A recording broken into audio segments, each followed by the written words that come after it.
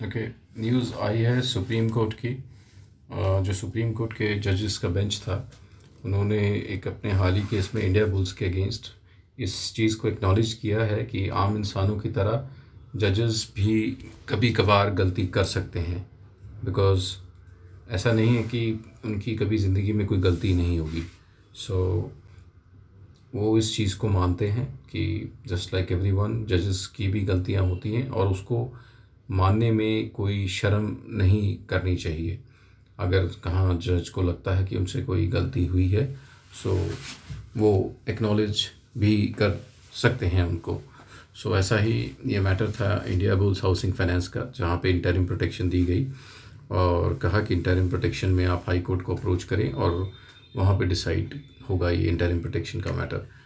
But unfortunately जो order था उसमें ड्यूरिंग दी प्रोसीडिंग्स ऑल्सो वो पढ़ा गया कि इंटरिम कंटिन्यू करेगी, जो कि हाई कोर्ट सुप्रीम कोर्ट का इंटेंशन नहीं था।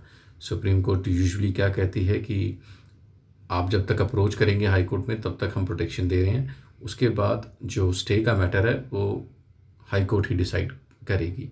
सो इस केस में ऐसा नहीं हुआ।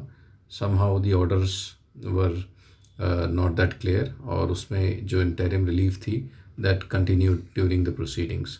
तभी जाके सुप्रीम कोर्ट के जजेस के बेंच ने इस चीज़ को रियलाइज़ किया और वेलकमिंगली इस एरर को भी उन्होंने स्वीकार किया और साथ ही कहा कि यस, ऐसे जजेस को जब उन्हें लगे कि अपनी मिस्टेक्स हैं, उन्हें इस चीज़ में संकोच नहीं करना चाहिए। सो एक बहुत अच्छा उदाहरण पेश किया है सुप्रीम कोर्ट जजेस ने और जुडिशरी को भी एक नया सेट एग्जांपल दिया है, प्रेजेंट दिया है कि जहां आपको अपनी गलती का एहसास हो या आपको नोटिफाई हो, आप उसको साथ के साथ उसको सुधारें भी।